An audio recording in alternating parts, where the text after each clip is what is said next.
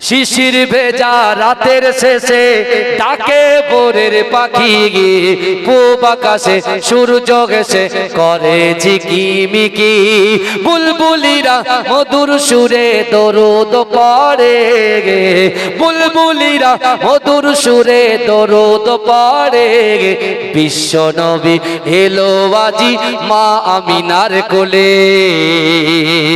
বিশ্ব নবী এলো আজি মা আমিনার কোলে রাতের আধার ঘুচে গেল ফজর হলো যখন আমার নবী দুনিয়াতে এসেছিল তখন বুলবুলিরা মধুর সুরে দরুদ পড়ে গে বুলবুলিরা মধুর সুরে দরুদ পড়ে গে বিশ্ব নবী এলো আজি মা আমিনার কোলে বিশ্ব নবী এলো আজি মা আমিনার কোলে ভোরের আলো উদয় হলো এলো যে রাসূল ফারিস্তারা হুরবালারা খুশিতে মশগুল বুলবুলিরা মধুর সুরে দরুদ পড়ে গে বুলবুলিরা মধুর সুরে দরুদ পড়ে গে বিশ্ব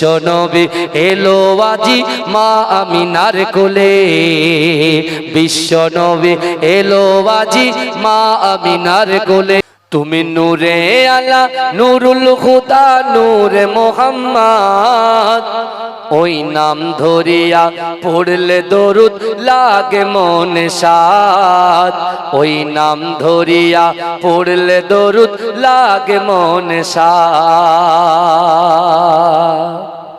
জোরে বলুন না সুবহানাল্লাহ মোহব্বতে বলুন না সুবহানাল্লাহ নারে তাকবীর নারে তাকবীর তুমি নূরে আলা নূরুল খুদা নূরে মোহাম্মদ ওই নাম ধরিয়া পড়লে দরুদ লাগে মনে সাদ ওই নাম ধরিয়া পড়লে দরুদ লাগে মনে সাদ তোমার রূপের বাগার নূরের বাগার এতই আলোময় সেই আলোই হলো আধার আলো সারা দুনিয়া তোমার রূপে গড়া তোমার রূপে গড়া ওই আকাশের স্বর্ণমাখা চাঁদ ওই নাম ধরিয়া পড়লে দরুদ লাগে মনে সাদ ওই নাম ধরিয়া পড়লে দরুদ লাগে মনে সাদ তুমি নূরে আলা নূরুল খুদা নূরে মোহাম্মদ ওই নাম ধরিয়া পড়লে দরুদ লাগে মনে সাদ ওই নাম ধরিয়া পড়লে দরুদ লাগে মনে সাদ তোমার নামের দরুদ দুলে দুলে গাইছে নানান ফুল ওমর গুনগুনিয়ে পড়ছে দরুদ মুহাম্মদ রাসূল তোমার নামের দরুদ দুলে দুলে গাইছে নানান ফুল ওমর গুনগুনিয়ে পড়ছে দরুদ মুহাম্মদ রাসূল তোমার নূরের আলোয় তোমার নূরের আলোয় চন্দ্র তারা জ্বলছে সারা রাত এই নাম ধরিয়া পড়লে দরুদ লাগে মনে সাদ এই নাম ধরিয়া পড়লে দরুদ লাগে মনে সাদ ইয়া রাসূলুল্লাহ ইয়া হাবিবাল্লাহ ইয়া রাসূলুল্লাহ ইয়া হাবিবাল্লাহ ইয়া রাসূলুল্লাহ ইয়া হাবিবাল্লাহ ইয়া রাসূলুল্লাহ ইয়া হাবিবাল্লাহ তোমার ইশকে নবী পাগল হলো तमाम সৃষ্টিকুল তোমার উম্মত হয়ে ধন্য হলো तमाम মাখলুক তোমার ইশকে নবী পাগল হলো तमाम সৃষ্টিকুল তোমার উম্মত হয়ে ধন্য হলো तमाम মাখলুক তুমি হাসর মাঠে তুমি হাসর মাঠে করো মোদের একটু সাফায়াত, ওই নাম ধরিয়া পড়লে দরুদ লাগে মনে সাদ, ওই নাম ধরিয়া পড়লে দরুদ লাগে মনে সাদ। ইয়া রাসূলুল্লাহ ইয়া হাবিবাল্লাহ, ইয়া রাসূলুল্লাহ ইয়া হাবিবাল্লাহ, তুমি নূরে আলা নূরুল খুদা নূরে মুহাম্মদ, ওই নাম ধরিয়া পড়লে দরুদ লাগে মনে সাদ, ওই নাম ধরিয়া পড়লে দরুদ লাগে মনে সাদ। আল্লাহুম্মা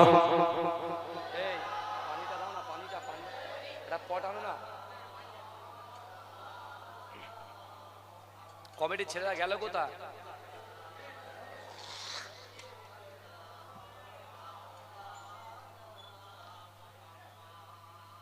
আকাশেতে মেঘ চলে তারা ও আনন্দে বলে, গভীর গর্জনে বলে, কি বলে? লা ইলাহা ইল্লাল্লাহ। একটু জোরে জোরে লা ইলাহা,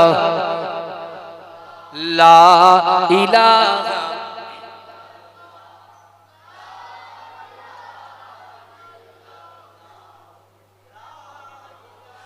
লা ইলাহা ইল্লাল্লাহ।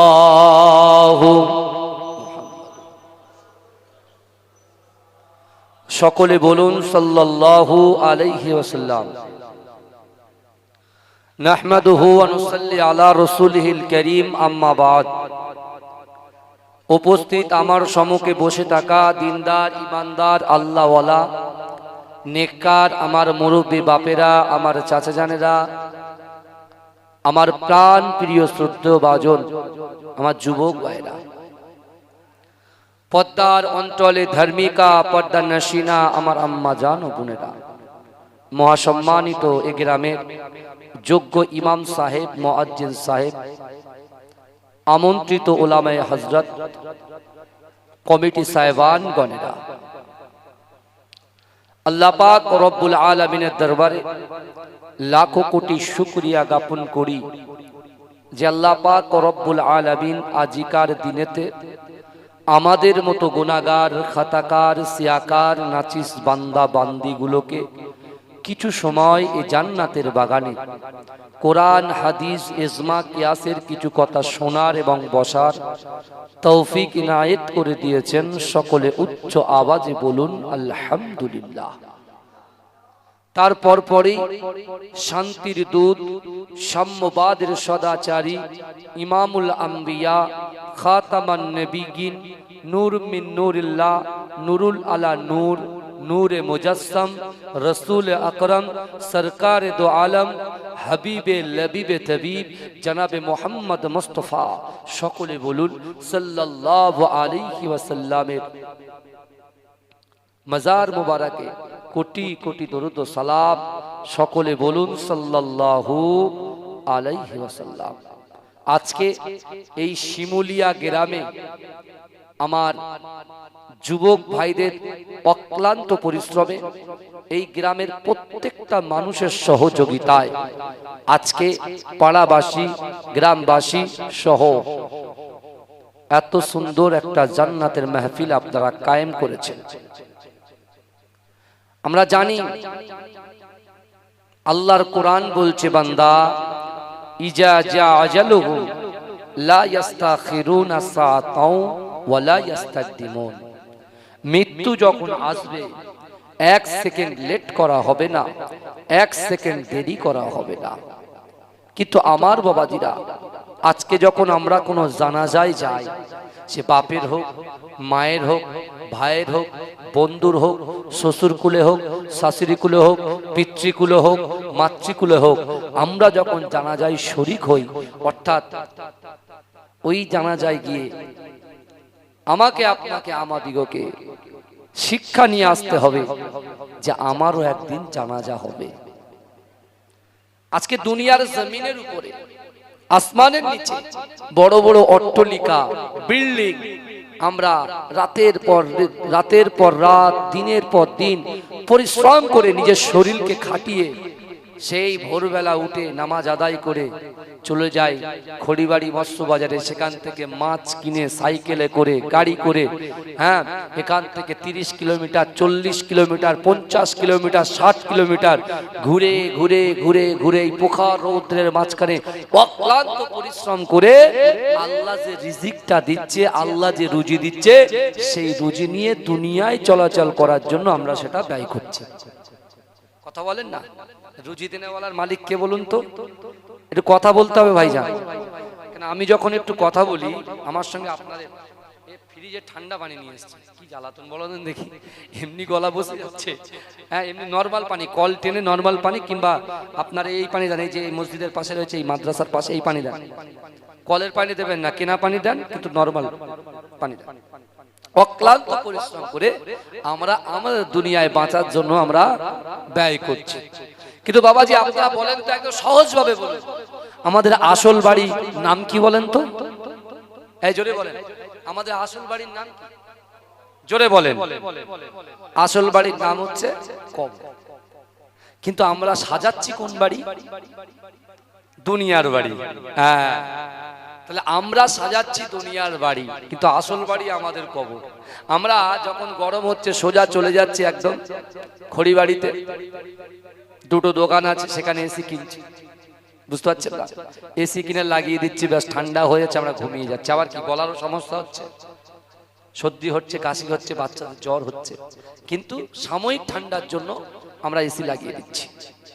কিন্তু আমার বাবাজিরা, এখন হঠাৎ করে যদি মৃত্যু চলে আসে, হঠাৎ করে আজরাইল আমাদের সামনে যদি হাজির হয়ে যায়, তা আমরা তো মা বাপ বলার টাইম পাবো না, আমাদের কবরের ঘরটা তো সাজাতে পারবো না।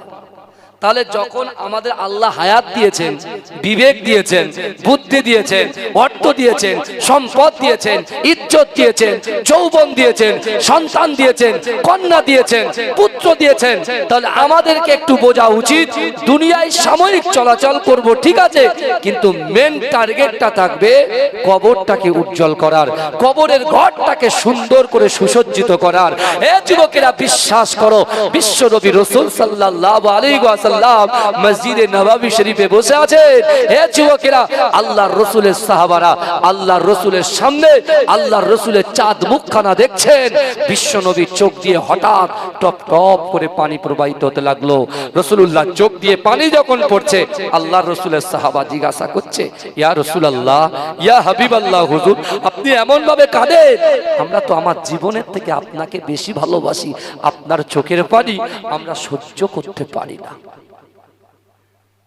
আল্লাহ রাসূল সাহাবাদেরকে বলছে, দুনিয়ার মানুষেরা কত এক্সকিউজ দেয়, অজুহাত দেয়, এই শুনছেন কত অজুহাত খুঁজি।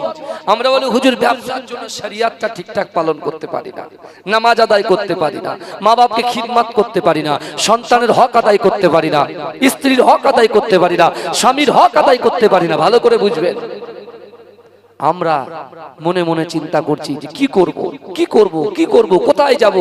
হুজুর আমাদের বিশাল বড় একটা দোকান, এই দোকানে এত পরিমাণে খরিদ্দারের চাপ যে আজান হচ্ছে তাও নামাজে যেতে পারছি না। এরকম অজুহাত দেয় কি দেয় না? কথা বলে। কেউ বলে হুজুর আপনার 100 বিঘে ভেড়ি লিজ নেওয়া আছে, যার কারণে আমরা নামাজ ঠিকঠাক আদায় করতে পারি না। হুজুর কাজা টাজা পড়ে নি বাবাজি। আবার অনেকে বলে হুজুর 4 বিঘে জমি, ধানের জমি লিজ নেওয়া আছে, পাটের জমি লিজ নেওয়া আছে, অক্লান্ত পরিশ্রম করি, সারাক্ষণ খাটনি করে হুজুর আমরা ঠিকঠাক ভাবে নামাজে টাইম দিতে পারি না, জিকিরে টাইম দিতে পারি না, কোরআন তেলাওয়াতে টাইম দিতে পারি না। কিন্তু আমার ভাইজানেরা, ও নবী পাকের উম্মত উম্মতিরা, ও নবী দেওয়ানরা, বিশ্ব নবী রাসূলুল্লাহ সাল্লাল্লাহু আলাইহি ওয়াসাল্লাম সাহাবাদেরকে বললেন, ও আমার সাহাবারা, আমি রাসূলুল্লাহ তোমাদেরকে জানিয়ে দিলাম, তোমাদের যখন মৃত্যুবরণ হয়ে যাবে, আমার উম্মত উম্মতিরা যখন ইন্তেকাল করবে, না না না, খাটিয়াতে তাদের লাশ রাখা হবে, কিন্তু ওই খাটিয়া করে কবর পর্যন্ত যখন লাশটাকে নিয়ে যাওয়া হবে, ও আমার সাহাবারা, ওই লাশের পিছন পিছন তিনটে জিনিস যাবে। কটা জিনিস? জোরে বলেন না বাবাজি। আমার আপনার লাশের পিছন পিছন কটা জিনিস যাবে? তিনটে জিনিস। কে বলছেন?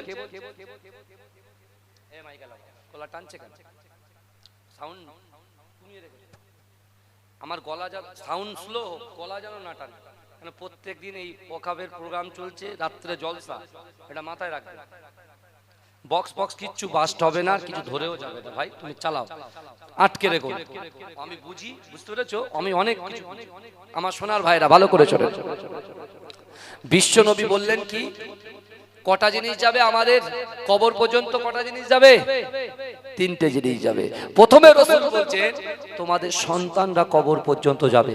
আজকে বাপ মা অক্লান্ত পরিশ্রম করে টাকা ইনকাম করে কাদের জন্য? কথা বলেন, সন্তানদের জন্য, তাদের লেখাপড়ার জন্য, তারা ঠিকভাবে তাদের মুখে অন্ন তুলে দেওয়ার জন্য। কথা ঠিক না ভুল? কথা বলেন।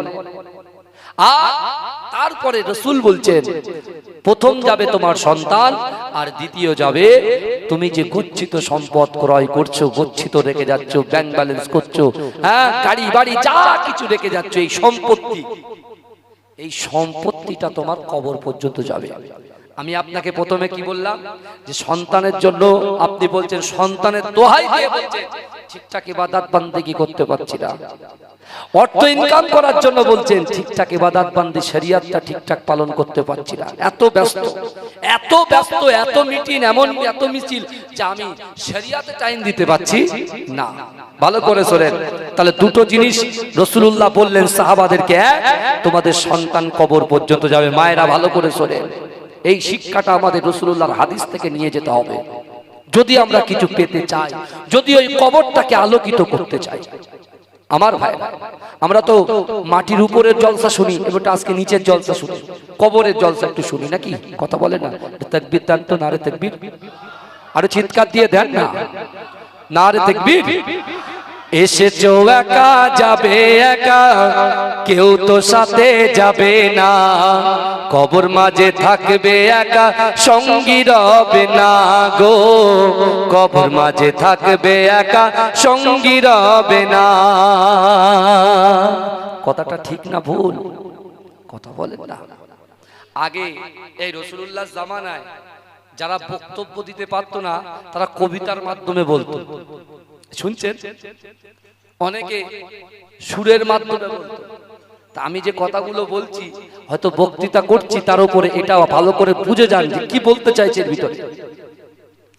এসেছো একা যাবে একা, কেউ তো সাথে যাবে না, কবর মাঝে থাকবে একা, সঙ্গী রবে না গো, কবর মাঝে থাকবে একা, সঙ্গী রবে না। সাথে যাবে আমলনামা, আর তো কিছুই রবে না, গহীন গড়ে যেতে হবে, ওটাই আসল ঠিকানা, কবর মাঝে থাকবে একা, সঙ্গী রবে না গো, কবর মাঝে থাকবে একা, সঙ্গী রবে না। কথা ঠিক না ভুল বাবাজি? এ কথা ঠিক না ভুল? তাহলে আপনার এই বক্সের আওয়াজগুলো শুরু করো তো, কানে লাগছে, এই বক্সের আওয়াজটা শুরু করো আমার বাবাজিরা, ভালো করে বোঝেন। তাহলে বিশ্ব নবী রাসূল সাল্লাল্লাহু আলাইহি ওয়াসাল্লাম বলে দিলেন দুটো জিনিস তোমাদের, তিনটে জিনিসের ভিতরে দুটো, এক সন্তান যাবে, দুই কি যাবে বলে? অর্থ সম্পদ যাবে, সম্পত্তি যাবে।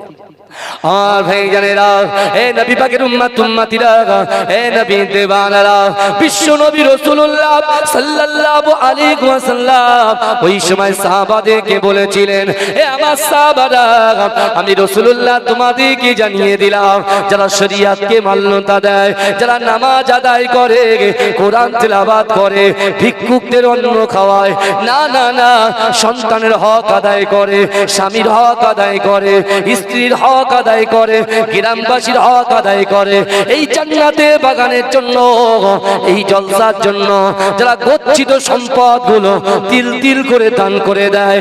না না না, আমি রাসূলুল্লাহ বলছি আজকে এই জলসার জমিনে আমার শিমুলিয়া গ্রামের যে সকল যুবকেরা, নারীরা, পুরুষেরা এই জান্নাতের বাগানে বসে বসে ওয়ায়ুসাব্বিহুনাকা ওয়ায়ুহাম্মিদুনাকা ওয়ায়ুকাব্বিরুনাকা, যারা সুবহানাল্লাহ বলছে, আলহামদুলিল্লাহ বলছে, আল্লাহু আকবার বলে তাকবীর দিচ্ছে।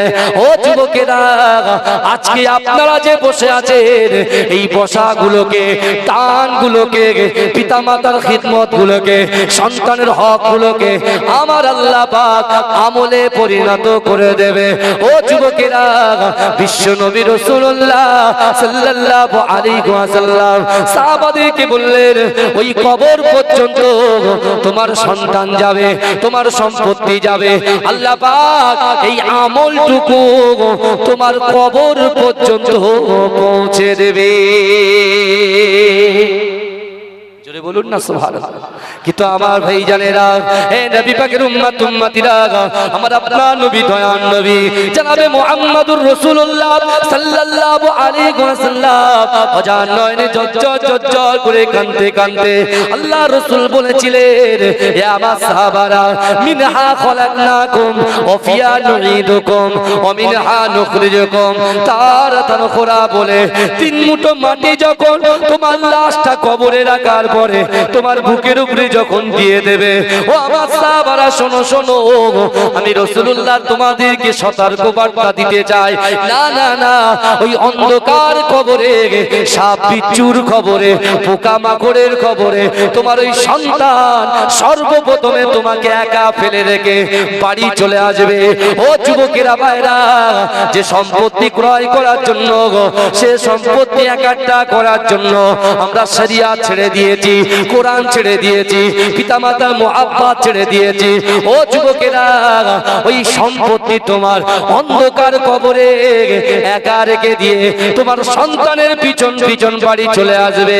কিন্তু ও যুবকেরা, আজকে যারা এই জলসার জন্য দান করেছে, আজকে যারা এই জলসার জন্য শ্রম দিয়েছে, আজকে এই জলসার জন্য যারা বুদ্ধি দিয়েছে, ও যুবকেরা, আজকে এই জলসার জন্য যারা দান খায়রাত করেছে, জান্নাতের বাগানে সময় দিচ্ছে, আল্লাহ পাক আপনার এই সময়টাকে আমলে পরিণত করে দিয়ে, ও যুবকেরা, ওই কবরে যখন মুনকার নাকিরের সওয়াল জবাব শুরু হয়ে যাবে, আমার আল্লাহ পাক এই আমলটুকু ওই কবরের ভিতরে ঢাল স্বরূপ পাঠিয়ে দেবে। জোরে বলেন না সুবহানাল্লাহ, চিৎকার দিয়ে বলুন না সুবহানাল্লাহ। নারে তাকবীর, নারে তাকবীর। আমার ভাইরা, আমার ভালো করে একবার ভাবো, আল্লাহ পাক রব্বুল আলামিনের নবী আমাদের ভালাইর জন্য আমার রাসূলুল্লাহ এই হাদিসটা সাহাবাদেরকে শুনিয়েছিলেন।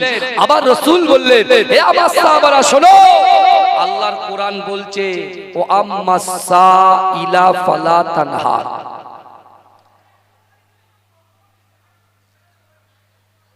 কি হলো রে বাবা, ওখানে হই হই হচ্ছে কেন? এত কোন এমপি টেমপি এসছে নাকি? এ কথা বলে নরেন্দ্র দামোদর দাস মোদি এসছে নাকি রে? তো ওরা হচ্ছে কেন?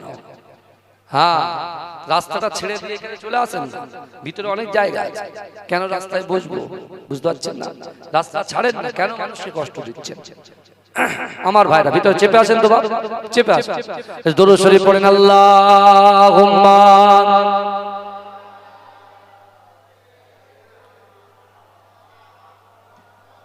ফিডব্যাকটা দিলে, ফিডব্যাক একটা হালকা ফিডব্যাক দিলে আছে, কিন্তু একটু কানে লাগছে, একটু কাছাকাছি।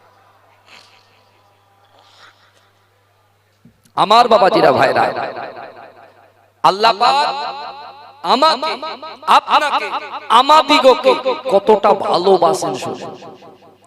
আল্লাহ বললেন, শিমুলিয়া যুবকেরা, শিমুলিয়ার নারী পুরুষেরা, তোমরা যদি আমি আল্লাহর কথা শোনো, আমি আল্লাহ তোমাদের কথা শুনবো। জোরে বলেন, বুঝতে পারছেন না?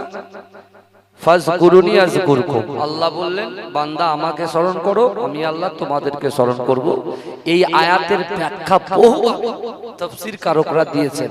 তা এক কথায় আল্লাহ এটাই বোঝাতে চাইছেন তার বান্দাকে যে তোমরা যদি আমার কথা শোনো, আমার কথা মানে নামাজ পড়ো, রোজা রাখো, আল্লাহর হক আদায় করো, সন্তানের হক আদায় করো, বান্দার হক আদায় করো, তাহলে আমি কি করব?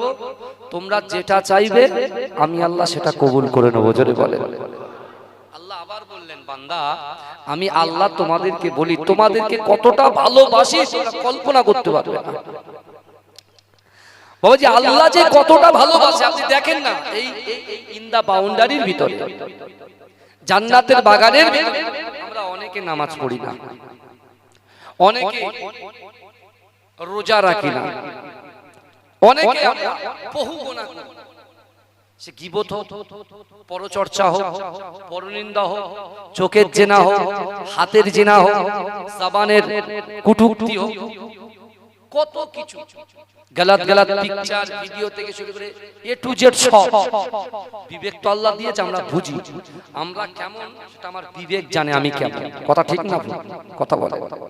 কিন্তু আল্লাহ বলছে বান্দা আমি আল্লাহ তোদেরকে কতটা ভালোবাসি, তোমরা গুনাহগার, খাতাকার, সিয়াকার হওয়া সত্ত্বেও আমি আল্লাহ জান্নাতে আজকের দিনে তোমাদের স্থান দিয়েছি। জোরে বলুন, জোরে বলবেন না? আর আমরা কি, আমরা এসেছি, আমরা জানি আমরা নামাজ পড়ি না, রোজা রাখি না, কিন্তু তারপরে এসে আমরা একটু সুবহানাল্লাহ আলহামদুলিল্লাহ বলে চলে যাই, কিন্তু একবারও রিয়েলাইজ করি না এই জায়গায় বসে, একবারও ভাবি না যে আমার কে আল্লাহ, আমি গুনাহগারকে এই জান্নাতের বাগানে স্থান দিয়েছে, মানে আল্লাহ আমাদেরকে একটা বার্তা দিয়েছে। কি বার্তা? যে তুমি সংশোধন হও। খারাপি তোমার ভিতরে যতটা খারাপি আছে, তোমার ভিতরে যতটা দুর্বলতা আছে শরিয়াতের ভিত্তি অনুযায়ী, তুমি তোমার খারাপিগুলোকে কি করো?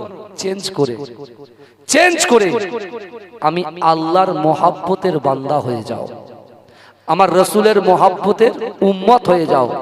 আর তোমরা যদি আমি আল্লাহর মহাব্বতের বান্দা হয়ে যাও, রাসূলুল্লাহর মুহাব্বতের উম্মত হয়ে যাও, আমি আল্লাহ তো কোরআনে তোমাদের জন্য বলছি মান কানা লিল্লাহ কানাল্লাহু লাহু, যে ব্যক্তি আমার হয়ে যায় আমি আল্লাহ তার হয়ে যায়। জোরে বলেন, জোরে বলুন না। কিন্তু আমার ভাইরা আল্লাহ কতটা ভালোবাসে সেটা একবার অনুভব করেন। মা বাবা আমাদের ভালোবাসে, তা মা যেমন ভালোবাসে মায়ের থেকে 70 গুণ বেশি আল্লাহ তার বান্দা বান্দিকে ভালোবাসে। জোরে বলেন, জোরে বলবেন না? আমার ভাই জানেরা, এ নবী পাকের উম্মত উম্মতিরা, এ নবী দেবানারা, একটু ভালো করে বোঝার চেষ্টা করেন। আপনার বাড়িতে 2 বছরের একটা বাচ্চা আছে, ও যুবকেরা, ও আমার আম্মা জানো বোনেরা, আপনার পীরের আওলাদ বলে গেলাম না না না, আপনার বাড়িতে 2.5 থেকে 2 বছরের একটা বাচ্চা আছে, সবে মাত্র হামাগুড়ি দিতে শিখেছে। কিন্তু না না না, আপনার উঠানের সামনে বড় একটা পুকুর আছে। ও যুবকেরা, ভাইরা, মায়েরা, একটু ভালো করে বোঝার চেষ্টা করেন। আপনার ওই বাচ্চাটা আপনার বাড়ির সামনে ওই উঠানে যখন হামাগুড়ি দেয়, আপনি মা হিসাবে, আপনি বাপ হিসাবে আপনার সন্তানের দিক থেকে চোখটা কিন্তু একটা বারও ফেরান না। না না না, আপনি মা, আপনি বাপ, আপনার বাচ্চার দিক থেকে যদি চোখটা ফিরিয়ে নেন, কারণ সে অবুঝ জানে না, সে হামাগুড়ি দিতে দিতে ওই পুকুরে পড়ে যেতে পারে, তার জীবন হানি হতে পারে। না না না, তার শরীরে কষ্ট অনুভব হতে পারে। ও যুবকেরা, ও নবী পাকের উম্মত উম্মতিরা, আমি মা হিসাবে, আমি বাপ হিসাবে আমার সন্তানের দিক থেকে চোখটা একবারের জন্য ফেরাই না। কিন্তু যুবকেরা, ও নবী পাকের উম্মত উম্মতিরা, আমার আল্লাহ তার বান্দাকে এত ভালোবাসে, এত প্যার করে যে আল্লাহ আমাদেরকে 2টো করে চোখ দিয়েছে, জবান দিয়েছে, ইজ্জত দিয়েছে, সম্মান দিয়েছে, আল্লাহ পাক রিজিক দিয়েছে। ও যুবকেরা, আল্লাহ পাক কোরআনের ভিতরে ওই বান্দাকে জানিয়ে দিয়েছে, ও বান্দা, ফাআইনামা তুআল্লু ফাসাম্মা ওয়াজহুল্লাহ, ও বান্দা, ফাআইনামা তুআল্লু ফাসাম্মা ওয়াজহুল্লাহ। আমার আল্লাহ বলে, বান্দা, তোমরা যখন যখন ডান দিকে তাকাও ওই ডান দিকে আমি আল্লাহ আছি।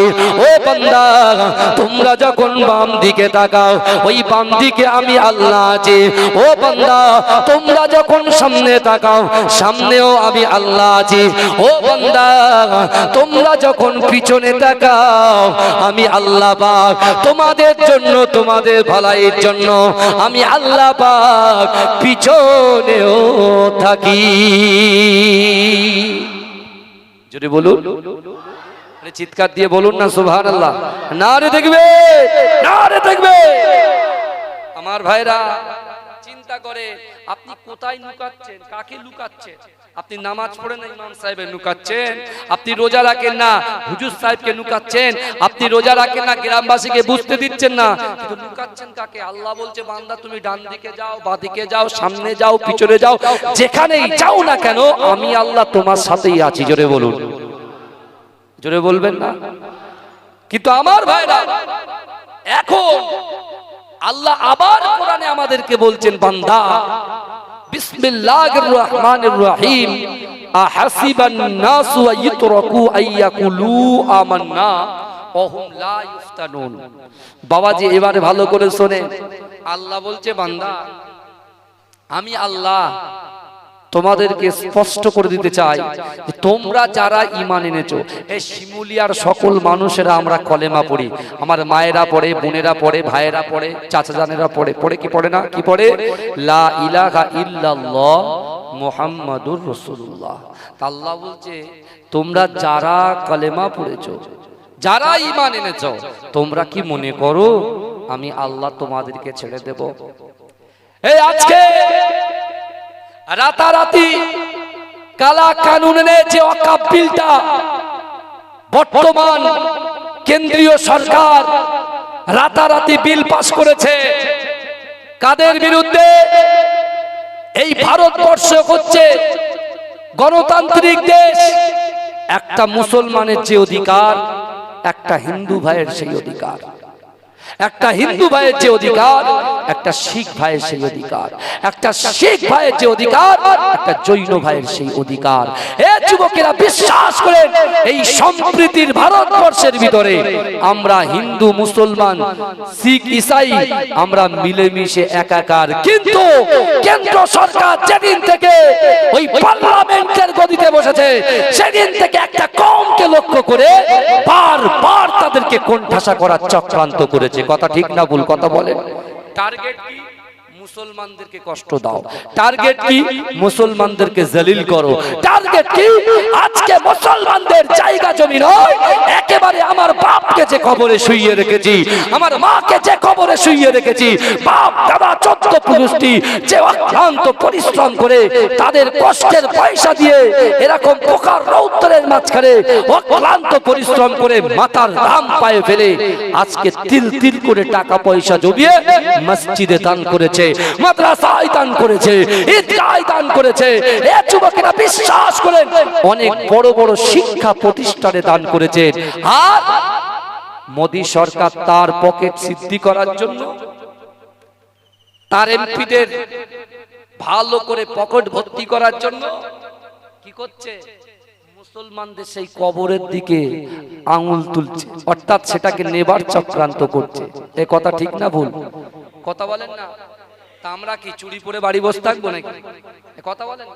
দেখেন ভাইজান, আমি কাউকে থ্রেট করতে আসিনি। মাঝরাটি হুজুর পীর কেবলা আওলাদ, আমি কত সহজ নয়। মাঝরাটি হুজুর পীর কেবলা যখন ইন্তেকাল করেছিল 2010 সালে, তিনি বুঝিয়ে গেছেন যে তিনি কি ছিলেন।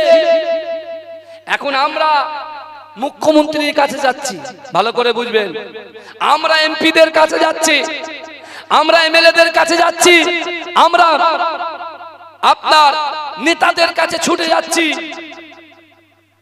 আর মাঝরাটি হুজুর পীর কেবলা যখন ইন্তেকাল করেছিলেন স্বয়ং এমপি নেতা তার রুহানি দোয়া নেওয়ার জন্য ছুটে এসেছিল। তৎকালীন সময় আমি অন মাইক বলছি, ক্যামেরা বলছি, মুখ্যমন্ত্রী মমতা বন্দ্যোপাধ্যায় তখন রেলমন্ত্রী ছিলেন।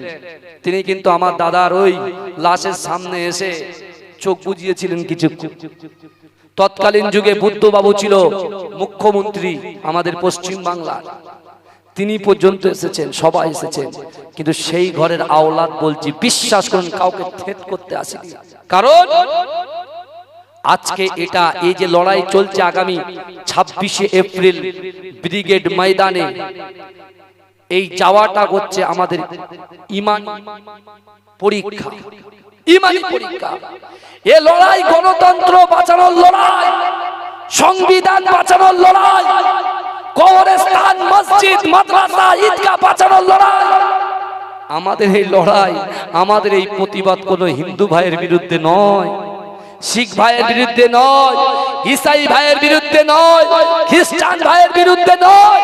আমরা হিন্দু মুসলমান শিখ ঈসাই ভাই ভাই আমরা দলবদ্ধভাবে সম্মিলিতভাবে কাঁধে কাঁধ মিলিয়ে আগামী 26 তারিখে ইনশাআল্লাহ ঈমানি দায়িত্ব মনে করে আল্লাহর ভয় রাসূলুল্লাহর মোহাব্বত নিয়ে ব্রিগেড ময়দানে হাজির হব ইনশাআল্লাহ।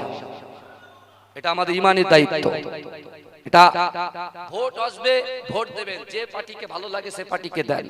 এখানে রাজনীতি হচ্ছে না, কিন্তু রাজনীতির কোনো ব্যাপার নেই এখানে, ভালো করে বোঝেন। যার ভোট যেখানে ভালো লাগে সেখানে দেন।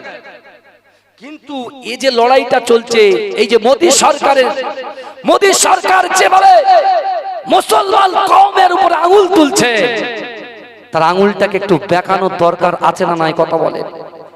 কারণ এই জাতি ঘুমিয়ে থাকলে সব শেষ। আমরা তো নিজেদের ভিতরে দ্বন্দ্ব চালাচ্ছি, দিনের জন্য মারামারি করছি। আমার ভাইরা না, ভালো করে বোঝেন, আল্লাহর এই কোরআনের আয়াতটা সামনে এসছে বলে আমি কথাটা তুলছি, মানে ওর ভিতরে এটাও হবে।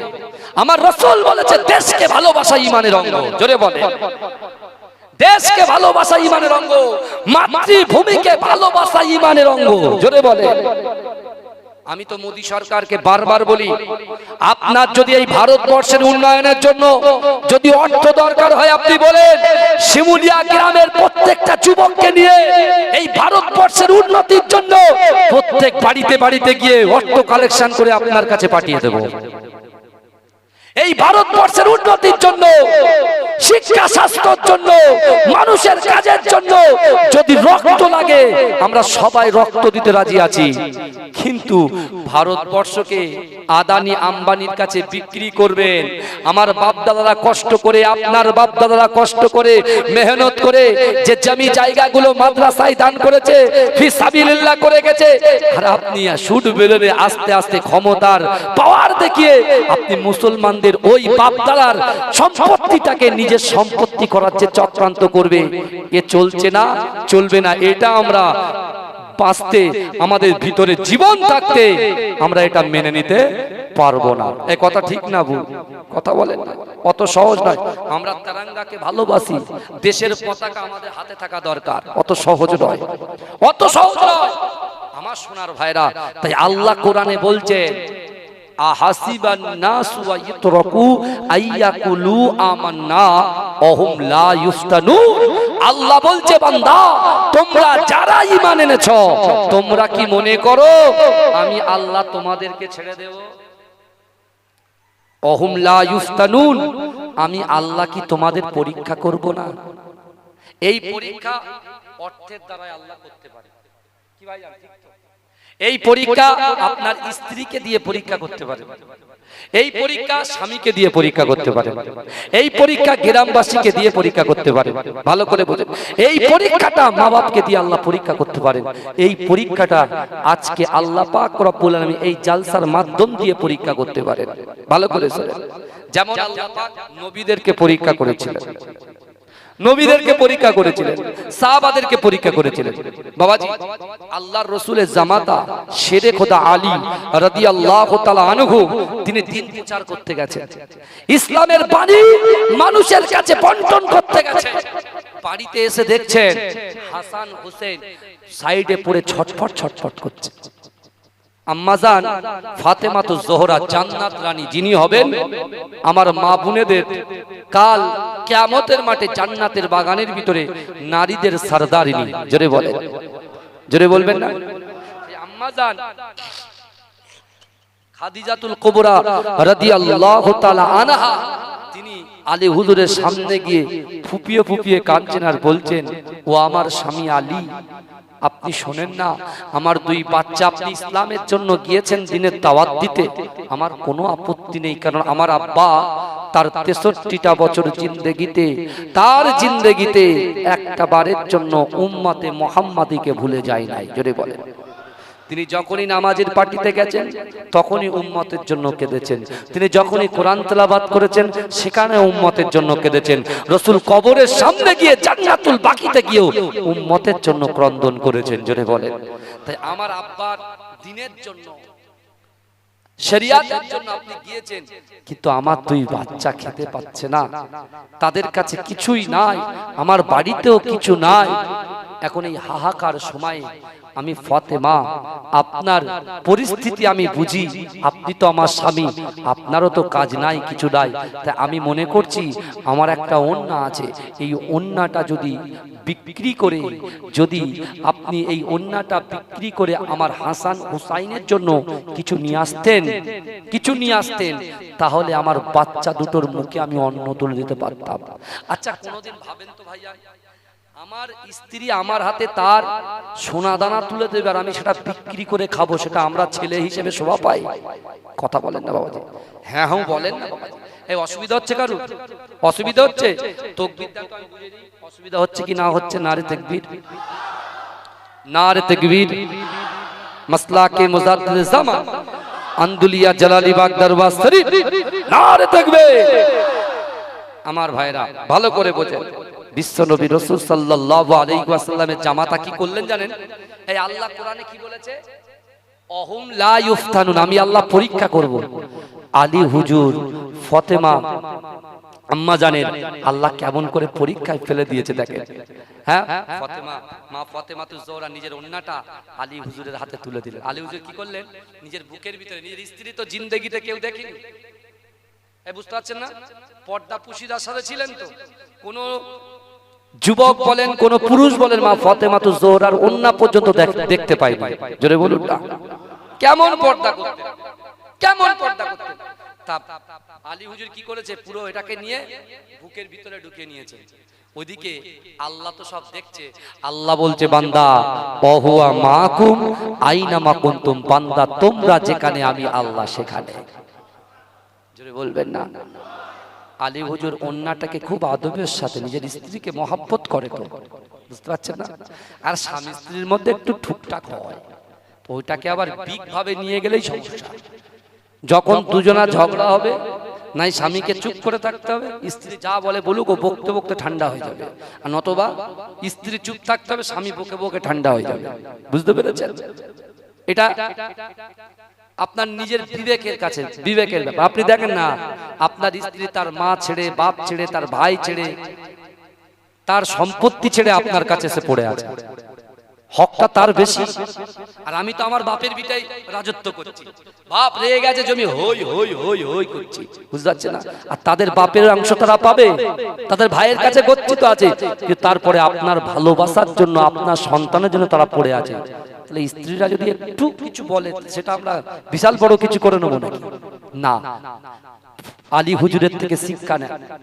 তিনি ওন্নাটা নিয়ে যাচ্ছেন, আল্লাহ বলছে, হে জিবরাইল যাও, আমি আল্লাহ পাক কোরআনে বলেছি, যে আমার জন্য 1 টাকা দান করবে আমি আল্লাহ তাকে 10 বাড়িয়ে দেবো। জোরে বলেন, জোরে বলেন না। যে আমাকে 1 টাকা দেবে আমি আল্লাহ তাকে 10 টাকা ফেরত দেবো। জোরে বলেন। আর মাহে রমজান মাসে আল্লাহ কত বড় অফার দিয়েছে দেখেন। জিও, মুকেশ আম্বানি, নীতা আম্বানি, এই মুসলমানদের জমি টাকা নিয়ে, মুসলমানদের অর্থ সম্পদ দিয়ে ওরা অফার দেয়, আর আমার যুবকরা সেগুলো গিয়ে পুরো দোকান ভর্তি করে মানবে। যারা মোবাইলের দোকানদার আছে, আমার রাগ করবেন না ভাই, আপনার ব্যবসা চলবে, যতটা রিজিক আল্লাহ রেখেছেন রাকিবুলের বরার জন্য আপনার রিজিক কমবে না। বুঝতে পেরেছেন? রিজিক কমবে না।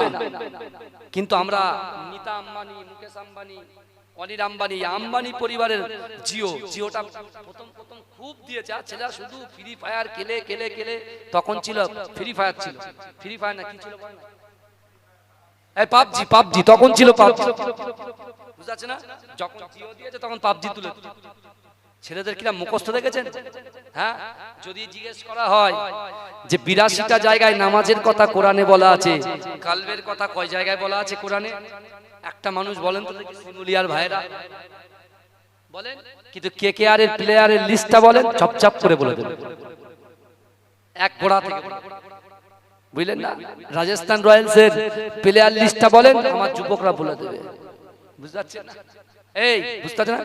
গুজরাটের প্লেয়ারের লিস্টটা বলেন, কালকে ইডেন গার্ডেনে কারা কারা খেলেছে। আপনি বলেন হুজুর এত জানেন কিসের? আমার কাছে তো এমোগুটটা আছে রে ভাই। বুঝতে পারছেন না? এটা তো আছে অ্যান্ড্রয়েড সেট, খুললেই আপনার সবকিছু দেখিয়ে দেয়। বুঝতে পারছেন? এই এআই সিস্টেম, আপনি থাকবেন সেই আপনার 1 কিলোমিটার ওইদিকে, ও টেনে আপনার কাছে নিয়ে চলে আসবে, কিচ্ছু করার নেই। কি বলছেন আপনি? এখন সব সিস্টেম করে দিয়েছে। কিন্তু আমার ভাইরা একটা জিনিস ভালো করে বোঝেন, আল্লাহ বলছেন বান্দা অহুম লা ইফতানুন, আমি আল্লাহ পরীক্ষা করব। আল্লাহ পরীক্ষা করছেন কাকে? রাসূলুল্লাহ জামাতা শেরে খোদা আলীকে। হ্যাঁ, আর কি বলছেন আল্লাহ? যে কেউ যদি 1 টাকা দেয় আমি আল্লাহ তাকে 10 টাকা ফেরত দেব, আর রমজান মাসে যদি কেউ 1 টাকা দেয় আমি আল্লাহ তাকে 70 টাকা ফেরত দেব। জোরে বলে, জোরে বলবেন না? সে মাসটাকে আমরা ফেলে এসেছি, ওই মাসটাকে বলা হয় অফারের মাস। আলী হুজুর যখন ওন্না নিয়ে যাচ্ছেন বিক্রি করতে, আলী হুজুর চিন্তা করছে যে আমি বিক্রি করব, লোক বলবে আলী নিজের বইয়ের ওন্না বিক্রি করে খাচ্ছে, এটা বাজে জিনিস। আর আলী হুজুর রাসূলুল্লাহকে তার জীবনের থেকে বেশি ভালোবাসে। আর আল্লাহ বলছে কুল ইন কুনতুম তুহিব্বুনাল্লাহ ফাত্তাবিউনি ইউহিব্বুকুমুল্লাহ, হে হাবিব আপনি বলুন যারা আমি আল্লাহ আমাকে ভালোবাসতে চাই, আমাকে ভালোবাসার আগে যেন আপনাকে ভালোবাসে। তা আলী হুজুরের তার জীবন দিয়ে রাসূলকে ভালোবাসে, তা রাসূলকে ভালোবাসে। আল্লাহ তো অন্তর্যামী, আমাদের মনের খবর অন্তরের খবর সবকিছু তো আল্লাহ জানে। তা আল্লাহ বলছে আলী পরীক্ষায় পাস করবে, এই পরীক্ষায় পাস যে আলী করবে, আর এই নিদর্শনগুলো আমার বান্দারা দেখবে, তার থেকে শিক্ষা নিয়ে এরাও জিন্দেগিটা অতিবাহিত করবে। জোরে বলুন না সুবহান, জোরে বলবেন না? আমার বাবাজিরা, আলী হুজুর যখন নিজের, আল্লাহ বলছে জিবরাইল যাও, আমি আল্লাহ 6 দিরহামে ওই ফাতেমার উন্নাটাকে আমি আল্লাহ কিনে নিলাম। জোরে বলুন, এই জোরে বলুন না। আলী হুজুর দোকানের সামনে পর্যন্ত গেছে, জিন্দেগিতে এরকম সুন্দর মানুষ দেখেনি। এসে সালাম দিয়ে বলছে আলী কেমন আছে, আপনার কাছে একটা উন্না আছে তো? বলে হ্যাঁ। বলে এই নিন 6 দিরহাম, উন্নাটা দিয়ে দেন। আলী হুজুর তো অবাক, আলী হুজুর অবাক। উন্নাটা বার করে দিলেন, দিয়ে দিলেন। আল্লাহ ওটাকে কি গোপন রেখে দিলেন। এবার হাতে কয় দিরহাম আছে? এই কয় দিরহাম আছে? 6 দিরহাম। আল্লাহ কি বলেছে? আল্লাহ কি বলেছে? যে 1 দেবে আমি 10 দেবো। ভালো করে ওয়াজ বুঝেন, যে 1 দেবে আমি আল্লাহ 10 দেবো। আর এই 6 দিরহাম নিয়ে আলী হুজুর এবার একটা দোকানে যাবে, ইমাম হাসান হুসাইনের জন্য কিছু ক্রয় করবে। হ্যাঁ, তিনি যেই যেতে গেছে আল্লাহ পরীক্ষা করে দিয়েছেন। কেন? আল্লাহ কোরআন বলছে ও আম্মাসাইলা ফালা তানহার, যদি কোনো মানুষ, যদি কোনো সাইল তোমাদের হাতে হাত পাতে, তোমাদের কাছে হাত পাতে কিছু দাও, ওই হাতকে তোমরা ফেরত দিতে পারবে না। জোরে বলুন না সুবহানাল্লাহ। শরিয়াত কাকে বলে? আজকে মোদী সরকার জানে না। তোমরা যদি মুসলমানের কাছে চাও, মুসলমান দিতে প্রস্তুত, কারণ মুসলমানের কোরআনেই বলেছে। তাই বলে বাপ দাদাদের সম্পত্তি নয়। আমরা যদি 10 টাকা ইনকাম করি, তার ভিতরে 2 টাকা দিতে পার, দেওয়ার ক্ষমতা আমরা রাখি। কি কথা ঠিক না? এবারে আল্লাহর কোরআন যেখানে বলছে যে হাত পাতবে তার হাতকে ফেরত নেওয়া যাবে না, আলী হুজুর যেই দোকানে যাচ্ছেন, আল্লাহ একজন ফকিরকে পাঠিয়ে দিলেন। ফেরেশতা মানুষের রূপ ধরে ফকির হিসেবে এসে বলছে ও আলী, ও আলী তোমার হাতে কি? বলে আমার হাতে 6 দিরহাম। বলে আপনি 6 দিরহাম দেন না আমাকে, আপনি দেন না। বলে আমার হাসান হোসেন খেতে পায় না, আমার স্ত্রী খেতে পায় না। বলে আপনার বাড়ি তো 2 দিন 3 দিন ক্ষুধার্ত, তো আমার বাড়িতে বহুদিন, দিনের পর দিন ক্ষুধার্ত আর ক্ষুধার্ত। আলী হুজুর তো রাসূলুল্লাহর উম্মত, রাসূলুল্লাহ সাহাবা, দিল নরম হয়ে গেছে। 6 দিরহাম সেই ফিকুকের হাতে তুলে দিয়েছে। জোরে বলুন, জোরে বলবেন না? এখন 6 দিরহাম যেই দিয়েছেন, হাত তো ফাঁকা, হাত তো কিছু নেই। ওন্না কোথায়? এই কথা বলেন, ওন্নাও তো বিক্রি হয়ে গেছে। এইবার আলী হুজুর ভাবছে সর্বনাশ, এখন যদি বাড়িতে যাই তাহলে রিয়াকশন কি হবে? রিয়াকশন কি হবে? কিন্তু আলী হুজুর ভরসা করে তো আল্লাহকে, জোরে বলে না, ভয় করে তো আল্লাহকে। কেন? আল্লাহর কোরআন বলছে, এ শিমুলিয়া যুবকেরা, নারীরা, পুরুষেরা, আমি আল্লাহ তোমাদেরকে জানিয়ে দিলাম, ইয়া আইয়ুহাল্লাযীনা আমানুত্তাকুল্লাহ, আমি আল্লাহ, আমাকে ভয় করো, আমি আল্লাহকে তোমরা ভরসা করো, সবকিছু যা চাইবে আমি আল্লাহর কাছে চাইবে, জোরে বলে। আলী হুজুর চিন্তা করছে কি হবে, কিন্তু আলী হুজুরের কোরআনে আয়াতের কথা মনে পড়েছে। আল্লাহ বলেছে, যে এক দেবে আমি আল্লাহ তাকে 10 দেব, জোরে বলে। আলী হুজুর বলছে, আমি আল্লাহর উপরে ভরসা করি, 6 দিরহাম দিয়েছে ঠিকই, কিন্তু আল্লাহ ঠিক আমাকে 60, আল্লাহ ঠিক আমাকে 60 যে কোনো প্রকারে ব্যবস্থা করে দেবে, জোরে বলে, জোরে বলেন। আমার ভাই জানেরা, হে নবী পাকের উম্মত উম্মতিরা, হে নবী দেবানারা, বিশ্ব নবী রাসূলুল্লাহ সাল্লাল্লাহু আলাইহি ওয়াসাল্লামের জামাতা শের খোদা আলী রাদিয়াল্লাহু তাআলা আনহু মনটা খারাপ করে আল্লাহর উপরে ভরসা করে তিনি এমন করে মদিনার বাজারের দিকে এগিয়ে যায়। ও যুবকেরা, আলী বলে, জিন্দেগি জীবনে এত সুন্দর মানুষ, এত লম্বা চওড়া মানুষ আমি কখনো দেখে নাই। ওই লম্বা চওড়া মানুষটা একটা সুন্দর উট খাড়া করে, একটা সুন্দর উট এমন করে তাদের হাতে নিয়ে তার দড়িটা ধরে টুকটুক টুকটুক করে আমার দিকে এগিয়ে আসে। না না না, আমাকে দেখে সালাম দেয়। আমাকে সালাম দেবার পরে আমি সালামের জবাব যখন দিই, ওই আগন্তুক ব্যক্তি বলছে, ও আলী, তুমি কি আমার উটটা খরিদ করবে? তুমি কি উটটা কিনবে? আলী হুজুর বলছে, না না না, আমার কাছে কোনো পয়সা নাই, যদি বা আমার স্বামী, যদি বা আমার কাছে 6 দিরহাম ছিল, একজন ভিক্ষুককে দান করে দিয়েছি। না না না, আমার কাছে কোনো অর্থ নাই, আমার কাছে কোনো পয়সা নাই। ও যুবকেরা, ওই আগন্তুক ব্যক্তি এসে বললেন, ও আল্লাহর রাসূলের সাহাবা আলী, না না না, আপনাকে এই উটটা খরিদ করার জন্য আমাকে পয়সা দিতে লাগবে না, আপনি এই মাত্র এক্ষুনি আপনি উটটাকে ধারে নিয়ে নিন, ধারে নেওয়ার পরে এই উটটাকে বিক্রি করে আমার টাকা আপনি আমার হাতে তুলে দেবে। বলছে, উটটাকে আপনি ধারে নিন, এই উটটা আপনি বিক্রি করবেন, তারপর আমার টাকা দেবেন। তা আলী হুজুর তখন চিন্তা করছে, টাকা তো নেই, লোকটা সুযোগ দিয়েছে, কাজে লাগায়। তিনি ধারে নিলেন, উটটাকে কিনে নিলেন, নিয়ে উটের লাগামটা ধরে মদিনার বাজারে যাচ্ছে, যেখানে উট বিক্রি হয়, দুম্বা বিক্রি হয়। ওই জায়গায় যেই গেছে, একটা আগন্তুক ব্যক্তি, তাকেও জিন্দেগিতে সে দেখেনি, এত বলিষ্ঠ, এত স্বচ্ছ, এত নম্র, এত ভদ্র, এত লম্বা, এত চওড়া। তিনি দেখে দাঁড়িয়ে গেছে, সালাম দিচ্ছে আলী হুজুরকে। ও আলী, আলী হুজুর সালামের জবাব দিয়ে বলছে, আলী হুজুরকে বলছে, আপনি কি আপনার উটটা বিক্রি করবে? আলী হুজুর বলে, তা বাজারে নিয়ে এসেছি কিসের জন্য? বিক্রি করার জন্য। বলে, তাহলে এক কাজ, কত নেবেন বলেন? তা আলী হুজুর প্রথমে যার কাছ থেকে উটটা কিনেছেন তাকে জিজ্ঞাসা করলো, কত টাকায় দেবে? বলছে 100 টাকায় দেবে, 100 দিরহামে দেবে। তা 100 দিরহামে কিনলেন, নিয়ে গেলেন উটটা। এবার যিনি দ্বিতীয় জন, যিনি সালাম দিচ্ছেন, তিনি বলছেন, উটটা বিক্রি করবেন? বলে, হ্যাঁ করবো। বলে, কত টাকা দেবেন? আলী হুজুর বলে, আপনি যেটা দেবেন সেটা। তা বলছে, যাও, আমি আপনাকে 160 দিরহাম দিলাম। জোরে বলেন, জোরে বলবেন না? কত দিল? 160। আলী হুজুর এবারে উট বিক্রি করে আসছে, আস্তে আস্তে সেই প্রথম ব্যক্তির সঙ্গে সাক্ষাৎ। আসসালামু আলাইকুম। আলী, কি ব্যাপার, আমার উট কই? বলে, বিক্রি করে দিয়েছি। বলে, আমার টাকা? বলে, এই তোমার পকেটে। বলে, দাও। টাকা বার করে 100 দিরহাম দিয়ে দিলেন। বাবাজি, কত দিরহাম থাকে? জোরে বলে, কত থাকে? 60। আল্লাহ কি বলেছে? যে 1 টাকা দেবে আমি কত দেব? 60 দেব। আলী 6 দিয়েছে, আল্লাহ 60 করে দিয়েছে। জোরে বলো, জোরে বলবেন না? আল্লাহর ওয়াদা সত্য, রাসূল জবান দিয়ে যে কথা বলে, আসমানের উপরে ওই কথাটাকে আমার আল্লাহ পাক কবুল করে নেয়। জোরে বলুন না সুবহানাল্লাহ। আজকে আমাদেরকে পরীক্ষা নেবে আল্লাহ। টাকা দিয়েছে, অর্থ দিয়েছে, বিশ্বাস করেন রাসূলুল্লাহর দরবারে একজন যুবক এসে আল্লাহর রাসূলের সামনে তার পিতা মাতার জন্য কাঁদছেন। আল্লাহ রাসূল বলছে, বাপ মা বেঁচে যখন ছিল তখন খিদমত করুন, বলেন না? দুনিয়ার প্ররোচনায় পড়ে, লোভে পড়ে বাপ মার খিদমত করতে পারিনি, বাপ মা কবরে শুয়ে আছে, ইয়া রাসূলুল্লাহ। এখন মরা মা বাপের কথা মনে পড়ছে, ঘরে ঘুম হয় না, ঘুমাতে পারি না, মনে মনে হয় যদি বাপ মাকে পেতাম একটু খিদমত করতাম। আল্লাহ রাসূল তুমি তোমার মরা মা বাবাকে খিদমত করতে চাও? বলছে হ্যাঁ। বলে তাহলে শোনো, তোমার গচ্ছিত সম্পদ থেকে যদি তুমি কিছু টাকা সদকা করে দাও, দান করে দাও, খয়রাত করে দাও, বিশ্বাস করো তোমার মরা মা বাপ জীবিত থাকাকালীন তুমি ছেলে হিসেবে পাশে মা বাপের পা টেপার যে সওয়াব আল্লাহ তোমার আমলনামায় দিত, সেই সওয়াবটা তুমি পেয়ে যাবে। জোরে বলেন।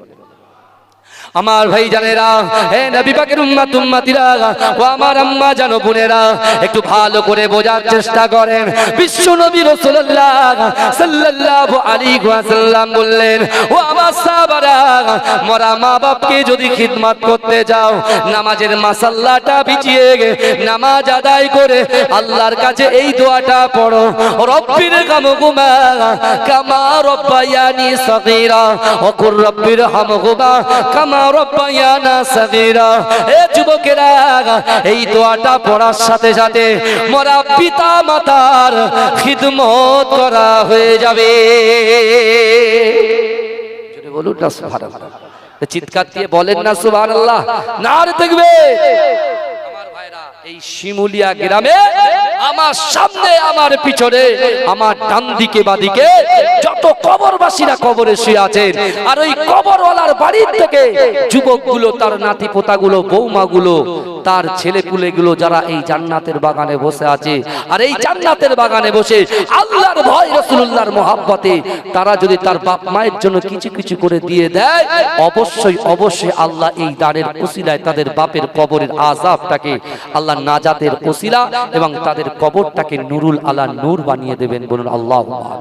আমার ভাইরা, আগামী বছরে এই জলসাটা চলবে কি চলবে না, এটা ঐতিহ্যবাহী জলসা। জলসা দিলে আল্লাহ পাক খাতরা দূর করে দেয়, খাতরা দূর করে দেয়। তা আমার শিমুলিয়া গ্রামের মানুষের কলিজার ভিতরে অনেক গ্রাম দেখেছি, কিন্তু শিমুলিয়ার অন্তর আলাদা, এ যুবক আলাদা। এদের ব্যবসা বাণিজ্যের জন্য আমি যেখানে যাই, শিমুলিয়ার যুবকরা ভালোবাসে তো আমার। এ কারা কারা আমার ভালোবাসে একটু হাত তোলেন দিন দেখি। মাশাআল্লাহ, একটু তাকবীর দেন, নারে তাকবীর। আমিও আপনাদেরকে ভালোবাসি। যে জায়গায় যাই আমি দোয়া চাই, আল্লাহ আমার ভাইরা যে জায়গায় যে অবস্থায় থাকুক আল্লাহ এদের রিজিকে বরকত দিন। আমার ভাইরা, আগামী বছরে আমার বেশি নয়, পাক পাঞ্জাতন। পাক পাঞ্জাতন করা হযরত বিশ্বনবী মুস্তাফা মা ফাতেমাতুজ জোহরা রাদিয়াল্লাহু তাআলা আনহা, শেরে খোদা আলী, ইমাম হাসান, ইমাম হোসেন, এই 5 জনের নামে 5টা করে 1000 টাকা 5 জন কে আছেন বলেন, আগামী বছরে জলসার জন্য দেবেন পাক পাঞ্জাতনের নামে। আপনি দেখুন আলী হুজুর দিয়েছে